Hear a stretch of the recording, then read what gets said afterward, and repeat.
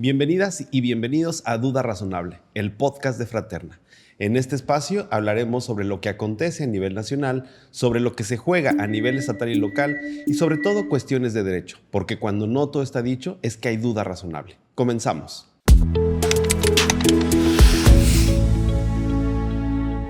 Para comenzar, hablemos de lo que ocurrió este fin de semana. El sábado, 15 de noviembre, en más de 20 estados de la República Mexicana, diversos sectores de la población salieron a marchar, a manifestarse por convocatoria de la Generación Z.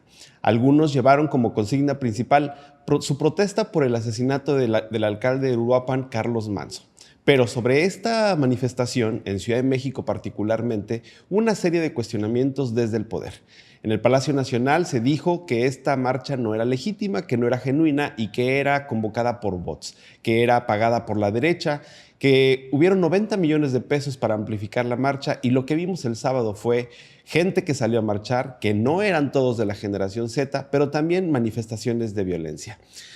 Juan Martín, esta marcha genuinamente fue convocada por la Generación Z y solamente tenía que participar la Generación Z.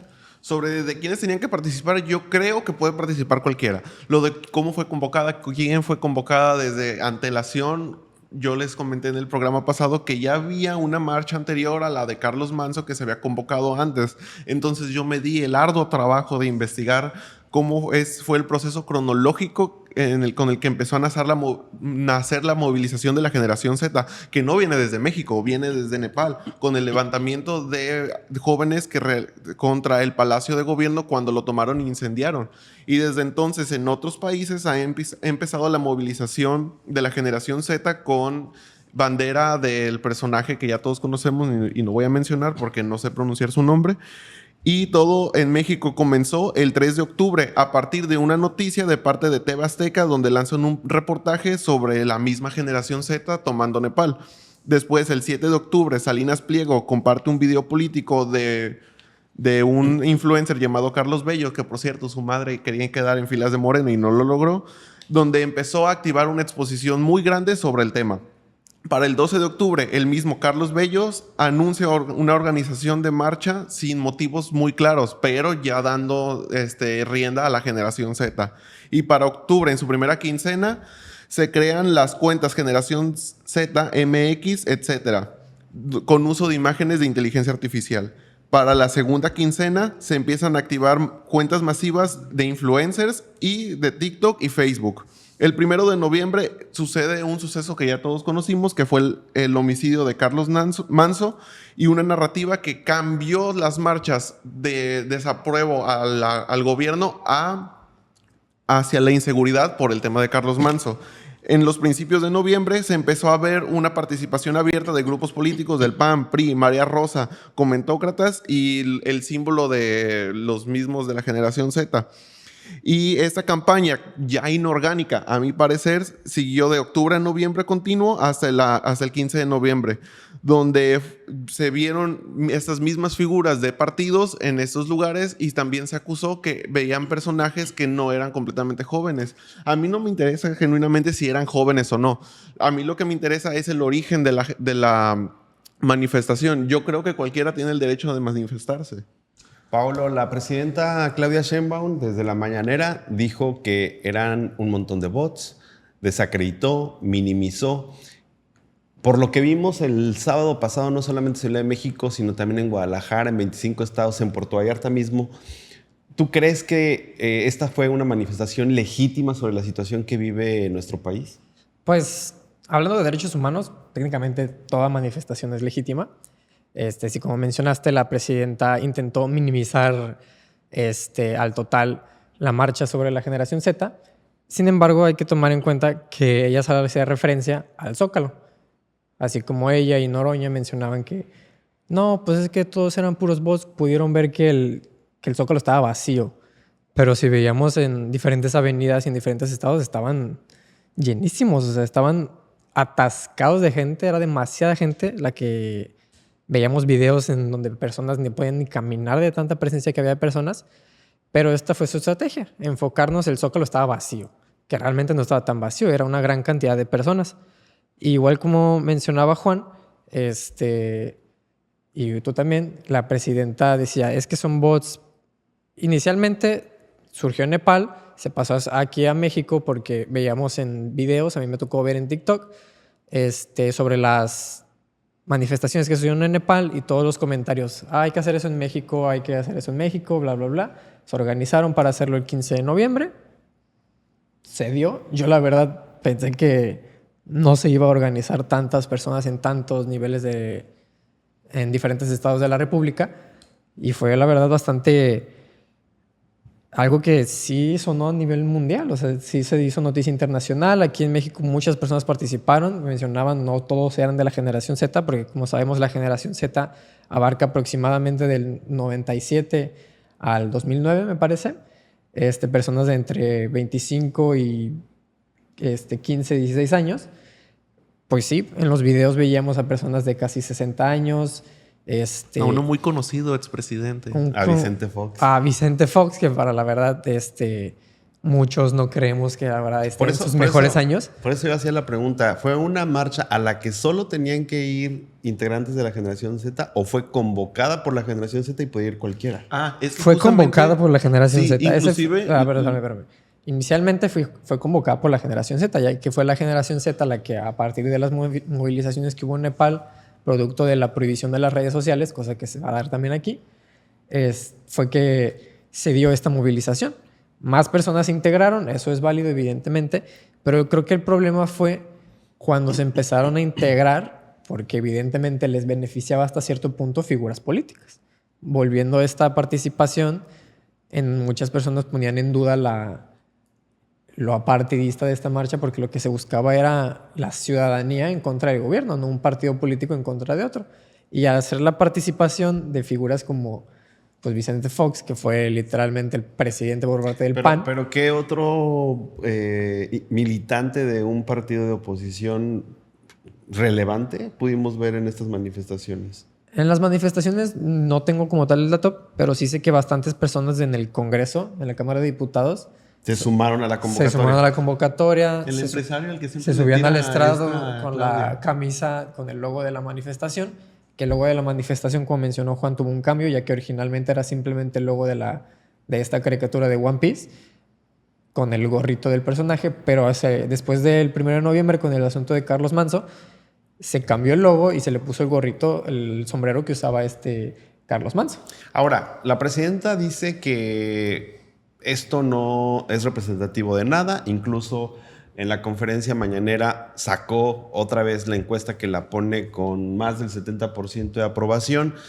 Estamos viendo realmente un hartazgo, estamos viendo un despertar de una generación, un reclamo ciudadano y desde luego un reclamo también de la oposición, que para eso está, que ponga en entredicho el ejercicio correcto del gobierno que está a cargo de Claudia Sheinbaum. Bueno, vamos para responder tu pregunta. Lo primero que quiero plantear es lo que estaban pidiendo esas personas. En sí, están pidiendo información de interés público. La Suprema Corte de Justicia ya ha dicho que la información de interés público es aquella cuando los miembros de una comunidad pueden justificar razonablemente el conocimiento y difusión de dicha información. Es verdad, ellos una parte, porque ya vimos que se dividía en tres: los que iban por Carlos Manzo, los de la generación Z y otros que no puedo como definir muy bien por qué. Inclusive muchos de ellos empezaban a decir, es que nosotros no queremos que los que vayan a la marcha figuren con cosas de izquierda, progres o de derecha, y era como que espérate, tú no puedes decir... Es que vimos de todo, ¿no? Ajá, pero a lo que voy es que no puedes decirle... Sí, es a lo que voy. No puedes decirles que vayan, pero que vayan como tú quieras. Puedes decirles, estamos inconformes, asistan, pero hasta ahí no puedes. Una suástica también se vio por ahí en la manifestación. Irónico, la verdad. No hablaré de eso. Lo que sí voy a hablar es sobre el marco constitucional que embiste todas las manifestaciones públicas, que es el artículo 6, el artículo 9 y el 10.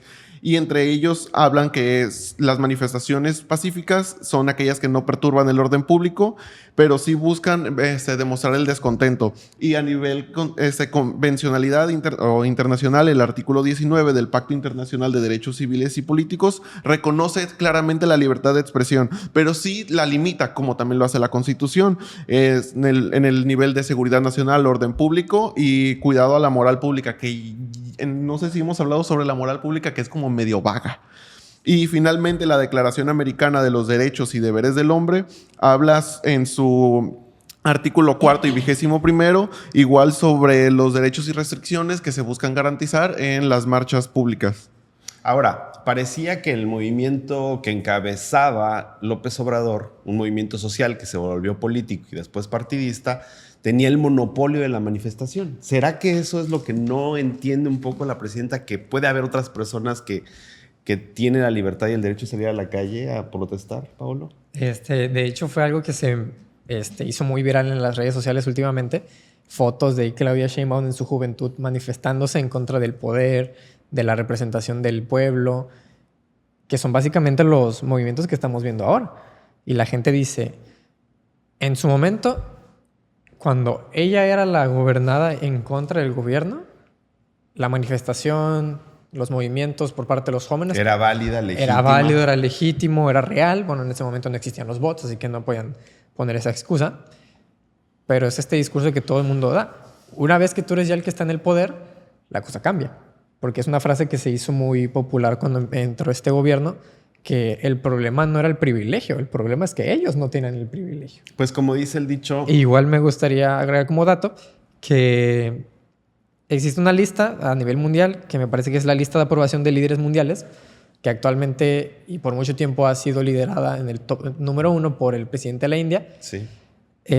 La quiero agregar porque esta lista fue una lista que se hizo mucho de gala el presidente López Obrador y en el inicio de sus años de su sexenio, la presidenta Claudia Sheinbaum, porque estaban en el top 2, top 3, con un nivel de aprobación muy alto. ¿Qué pasa con esta lista? Que ya la olvidaron por completo. ¿Por qué? Porque de un 90%, Claudia Sheinbaum bajó hasta un 42% de aprobación. ¿Y en qué número quedó entonces? Quedó como en el número 7º, 6º, me parece. Con razón ya no la menciono. Oye, Variando. ¿en esa no es en la que Nayib Bukele quedó en el primer puesto con 90? No, No, el primer puesto es el presidente, el primer ministro de la India. Porque sí vi una en la que Nayib Bukele Pero está en la primera. agregaba porque el presidente López Obrador, debido a que él estaba posicionado en un puesto muy alto en esta lista, no voy a decir un puesto exacto porque realmente varía mucho. Un día pueden estar en el top 2 y luego en el top 3 y luego vuelven al top 2. Y hacía mucha gala de esta lista porque él decía, miren, somos de los... soy el presidente populares. más popular a nivel mundial. Ahora que ya no lo son porque hicieron una caída muy abrupta de casi 50 puntos, pues ya nadie la menciona. Pues ya la Pues es olvidaron que- por completo en la mañanera. Pues es que vamos a ver cómo se desenvuelve precisamente la opinión pública y popularidad, pero bien dice el dicho que no es lo mismo ser borracho que cantinero. A ver cómo le llega a la mitad del sexenio la presidenta Claudia. Hablando de otro tema importante, la semana pasada la Suprema Corte de Justicia de la Nación, después de una larga espera y de un litigio de 18 años, finalmente resolvió sobre un amparo en revisión que promovió el grupo Electra, cuyo propietario, todos sabemos, es Ricardo Salinas Pliego. Un amparo en revisión que buscaba pues, que la empresa no pagara adeudos fiscales por un monto de unos 33,000 millones de pesos. Finalmente, la Suprema Corte de Justicia de la Nación resolvió, número 1, que el máximo tribunal, el Supremo Tribunal, no debió haber atraído el amparo en revisión y por lo tanto todo el litigio que había perdido en las otras instancias el grupo Electra pues tenía la razón, lo que obligaba entonces al empresario a pagar su adeudo con el fisco. De entrada, Paulo, hablemos. ¿A qué se refiere el ministro Arístides al decir que el Supremo Tribunal no debió ejercer su facultad de atracción? Bueno, como mencionabas, el grupo Electra, el grupo Salinas tenía diferentes amparos. Tenía un amparo del grupo Electra de 33,000 millones de pesos, luego otros 4 por 10,000 millones de pesos, otros 2 asuntos de TV Azteca con 5,000 millones, siendo un total de 48,000 millones de pesos, que la verdad no es una cifra algo reducida. Como mencionaba, la facultad de atracción que tiene la Suprema Corte, que es un derecho y una facultad que está constitucionalmente previsto por nuestra Constitución, y en la Ley Orgánica del Poder Judicial de la Federación, en su artículo 16, menciona todos los escenarios en los que la Suprema Corte puede atraer asuntos, se hace de amparo, acciones de inconstitucionalidad. por parte de oficio o a petición de tribunales de circuito. La verdad no es algo muy válido el que diga que no tiene que aceptar, porque la Suprema Corte tiene esta facultad que por naturaleza es discrecional, ya que es la misma Corte la que decide cuándo, qué asunto y en qué momento llega a la Suprema Corte. Actualmente. Actualmente. Antes no era así. Pero ¿Cómo? no, antes tenían que justificar todos los aspectos objetivos y subjetivos. Actualmente ya es una facultad discrecional. No, siempre No, ha sido siempre ha sido discrecional. discrecional. En su momento se tenía que justificar. En su ¿no? momento, O sea, era más momento, duro al momento en su de- momento los elementos de que tenía que justificación. justificar es que fueran trascendentes, que fueran Y temas de excepcionales. importancia nacional. Y en este caso, igual como un caso que se dio con una mujer con grupo con el Banamex. Banamex, Ujú. y igualmente que era era el banco que había presentado sus amparos porque le querían cobrar básicamente todo el grupo financiero a una mujer. Fue un caso paradigmático en la historia de México. Correcto. Y es aquí el debate donde entra la gente, porque estos temas son de cierto modo meramente patrimonial. Y la Suprema Corte, como ya sabemos, igual en el juicio de amparo, no se ven cuestiones procesales ni de materia ni de fondo como tal, sino que se ven cuestiones de derechos humanos pasándose a la Suprema Corte de temas constitucionales. Y es lógico porque los temas fiscales son de cierto modo, no voy a decir de manera literal porque no es exactamente así, son técnicamente de materia constitucional, ya que los temas fiscales están previstos por la Constitución y de cierta forma sí serían competencia de la Suprema Corte. Lo cierto es que la resolución, la negativa de revisar el amparo, de ejercer su facultad de atracción por parte del máximo tribunal, es un golpe político, mediático, en contra de uno de los principales detractores del régimen de la Cuarta Transformación.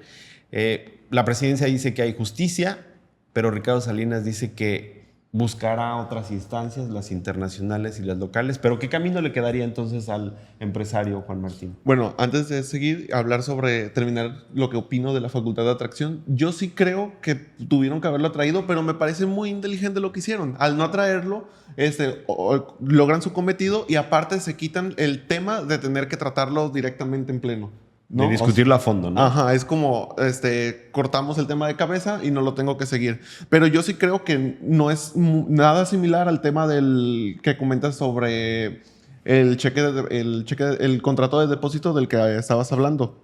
O sea, el tema de la señora Sí, o sea, Banamex. el tema no tiene Porque nada ese que ver. tema sí era meramente patrimonial, pero ese no solamente es patrimonial, sino que también es fiscal. Y la ONU y la Comisión Internacional de Derechos Humanos ya han dicho que la evasión corporativa se afecta directamente a derechos sociales. Entonces, Nada sí, más es un y tema nada de menos convencionalidad. que 40 Entonces, si son derechos 4,000, ¿no? sociales, sí, son 48,000 millones de pesos.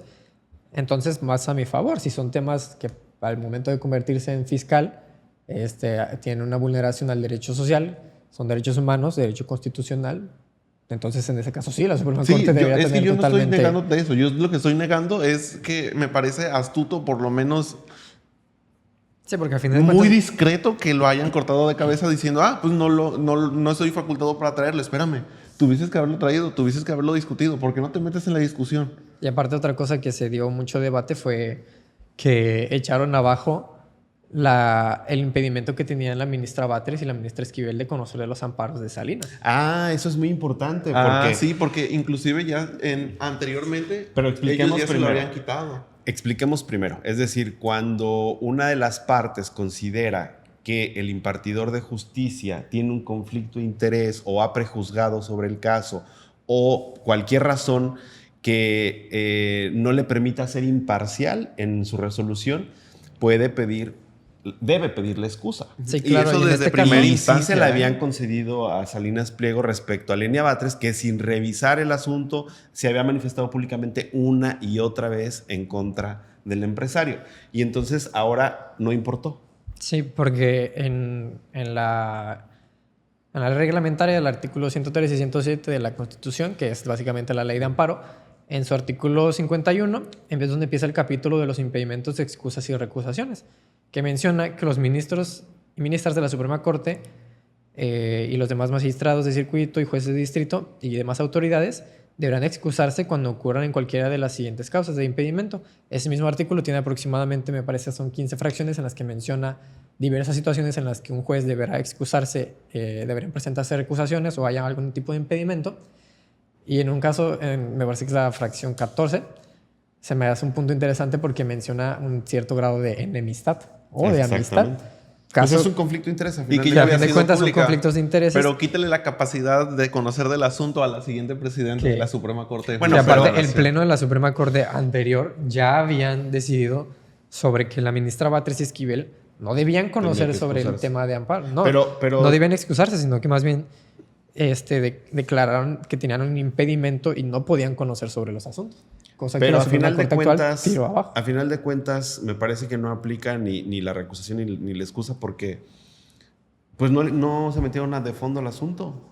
Pero de Simplemente todas formas- dijeron que no debieron haber ejercido la facultad de atracción y lo regresaron. Pero bueno, Pero a fin de cuentas Oye, pudieron antes de emitir voto, porque a fin de cuentas el amparo de 33,000 millones, los otros 4 de 10,000 millones y los otros 2 de TV Azteca de 5,000 millones. Pero es que el asunto Los- era para conocer, nunca conocieron. nunca analizaron el fondo de la situación. Pero a fin de Simplemente cuentas dijeron, resolvieron que debía pagar sus Bueno, impuestos. fue unánime igual con ellos. O sea, no, ellos lo iba que a proceder, resolvieron no iba a es proceder. que lo que ya había dictado el tribunal estaba en firme. Y el tribunal en su momento ya había dicho que tenía que pagar.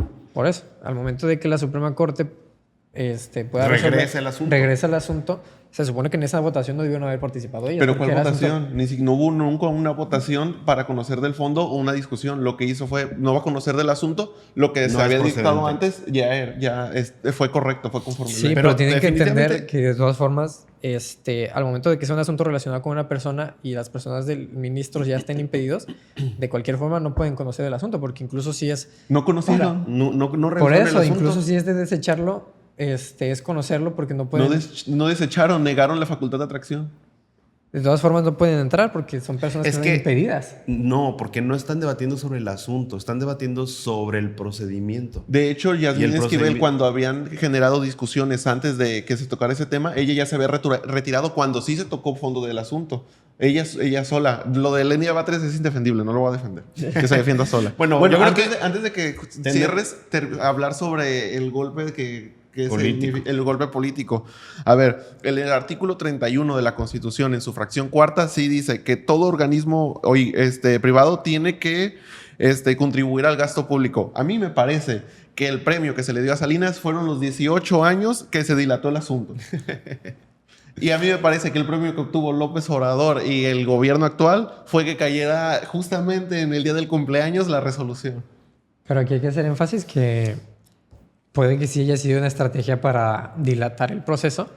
Sin embargo, también tenemos que entender que en su momento, bueno, actualmente me parece todavía que todavía no está en rigor la reforma a la ley de amparo. Los amparos no se deben, no se dan así como, no se regalan, es lo que me refiero. En caso de que se dé lugar a un amparo, se dé una suspensión, es porque sí hay, a consideración de la persona que lo decreta, una consideración de violación de derechos humanos. Y es a donde yo quiero entrar. En este caso, si No. le concedieron tantos amparos, es porque en algún lugar, en algún juez, tuvo que haber dado su motivación y fundamentos de por qué se los dio. O impulso procesal. Es a lo que voy. Pruebas. Es a lo que voy. Porque ese ya no es un tema del tecnicismo, sino de la percepción de la sociedad. Para la percepción de la sociedad, un amparo no hace más que proteger a un empresario. Yo sé que no. Yo sé que hace más cosas que eso. Yo sé que lo hace desde el tema individual hasta las comunidades y en su colectividad.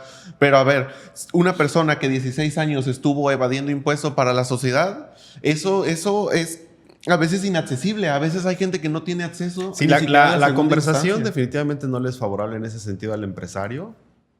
La conversación en lo general apunta a que debe pagar impuestos, pero por otro lado sí lo coloca en esa posición de adversario muy visible y muy notable que puede figurar de alguna manera en términos político-electorales como ya algunos sospechan. Tío Richie para presidente, algunos dicen. Veremos qué es lo que pasa. Para el finalizar, negacionista a ver del si- salario mínimo no a va ver a si ser no presidente. aplica un AMLO que va a aprovechar su situación de pobrecito para hacerse presidente. a ver qué pasa. Por lo pronto, hablemos ahora rápidamente, porque nos come el tiempo, sobre un tema estrictamente local. En Puerto Vallarta, después de un primer intento de hacer una consulta pública para abrir el paso vehicular en el malecón, y que no funcionó esa consulta. Ahora, del 21 al 23 de noviembre, habrá otra consulta, ahora validada por el Instituto Electoral y de Participación Ciudadana en Jalisco, para ver qué opina la gente sobre si deben o no haber coches en el malecón. Pablo, sin entrar todavía al tema de la consulta, ¿debe haber coches en el malecón, sí o no? Pues debemos recordar que anteriormente ya habían coches en el malecón. En su momento más bien fue que se convirtió meramente peatonal, porque anteriormente los vehículos podían circular libremente. Y los camiones. Y los camiones en el malecón. Se volvió... Bueno, eso es en el pasado, pero en tu opinión, ¿deben haber, sí o no, camiones y vehículos en el malecón? Yo opino que no, porque a fin de cuentas el malecón es un paso peatonal en el que lo Esa que cosa importa no es malecón. no necesariamente lo local, sino los puestos al acceso, porque a fin de cuentas, incluso si se vuelve meramente vehicular, todas las personas pueden tener acceso, porque incluso existen otros tipos de banquetas que están ahí al lado exactamente. Pero le quita este cierto, y es lo que mucha gente argumenta también, este cierto encanto al malecón de ir caminando, ir viendo las estructuras, la decoración que hay en el malecón. Y al momento de hacerse vehicular, sabemos que en el malecón se hacen diferentes peregrinaciones, pasos especialmente en estas épocas, cuando se dan todo lo... Desde Halloween, ahora todo. la Navidad, Día de Muertos. Y al hacer esto vehicular, pues va a ser bastante complicado el paso, tanto para los vehículos como para las personas. Porque si de por sí el malecón y básicamente todo Vallarta ya es casi imposible circular con un vehículo, al agregar más espacios en los que puedan circular los automóviles, pues no estás ayudando ese problema, sino estás abonando. Es que actualmente ni siquiera es suficiente el malecón para los que caminan. Sí, por sí, por ejemplo, las fechas de Halloween, Navidad, pero eso inicios de ya año, les había comentado desde no se puede temas caminar. pasados. El tema que está en controversia ni siquiera es malecón, no está enfrente de la playa, es una calle que van No, sí estamos hablando del malecón, Sí. Es decir, Todo el del Parque Hidalgo hasta el faro. Ya lo quieren, ya metieron el tema que inclusive ya es ahora peatonal. Todo ese pedazo que, como bien dice Paolo, antes era vehicular, después lo volvieron peatonal, 2009, 2010, 2011, no recuerdo, pero por ahí de esas fechas. Ahora ese tramo que es llave peatonal lo quieren hacer vehicular. Bueno, está la consulta, 21 al 23 de noviembre, en urnas. Ya no es una consulta digital y hay que ir a las plazas. Hay que decir que la gente tiene cierta nostalgia, hay que decir que la gente que tiene muchos años en Vallarta o que nació en Vallarta sí está a favor de que los vehículos pasen por el malecón. Pero ¿cuál es la tendencia mundial, Juan Martín?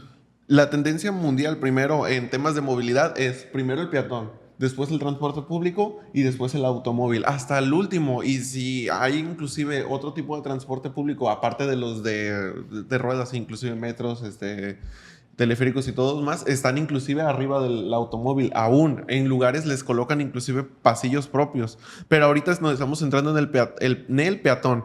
Pues la tendencia en distintos lugares turísticos como Barcelona, Venecia, Nueva York, Ámsterdam, ha sido la peatonalización. Bueno, en Venecia no creo que haya vehículos. Bueno, no, porque hay barcos, ¿no? Pero, ajá. Bueno, pues Justo eso ni siquiera los han hecho porque ha sido el barco y la peatonalización. Sí, porque a fin de cuentas el malecón tiene dos secciones, que una es lo que actualmente, bueno, todavía creo, es la ciclovía y un tramo para que caminen las personas. Sí. Que si de por sí la gente no respeta la ciclovía, no creo que respete. Lo que también mucha gente dice... Bueno, en tendencia mexicana... Está esa zona. Las ciclovías son medio zona que está criticadas, más amplia, que es donde están las jardineras, las bardas y todo, que es para que las personas pasen. Que en teoría lo que se busca hacer es que esa zona donde está la ciclovía, y eso también es, como yo fui ciclista en su momento, va a ser algo complicado porque si lo que actualmente es la ciclovía vas a volverlo calle y lo que era para los peatones lo vas a reducir para hacer ciclovía y peatones y vehículos, pues va a ser hasta cierto grado peligroso, porque si con las meras bicicletas ya se daban accidentes. Las ciudades grandes odian las bicicletas. O sea, hablando de tendencia nacional, Monterrey, Guadalajara y Ciudad de México han habido movimientos en contra de las ciclovías por alguna extraña razón. Bueno, pero en este caso la ciclovía está en medio de un paso peatonal, en donde tú lo señalas es porque van en paralelo con los vehículos y han habido un montón de accidentes. Pero bueno, lo que llama la atención y que es una duda razonable es por qué el alcalde se empeña en abrir el malecón al paso vehicular. ¿A quién se lo prometió y a quién le tiene que cumplir? ¿O quién no se lo lo sabemos. pidió? ¿O quién se lo pidió? Ya veremos qué es lo que pasa. La consulta es del 21 al 23 de noviembre. Participe en una plaza. En la página internet del gobierno de Puerto Vallarta están publicadas las direcciones donde se hará esta consulta. Es muy importante participar y aquí en Duda Razonable los tres coincidimos en que debe seguir siendo peatonal. Por lo pronto, esto es todo por hoy en este episodio de Duda Razonable. Nos vemos la próxima.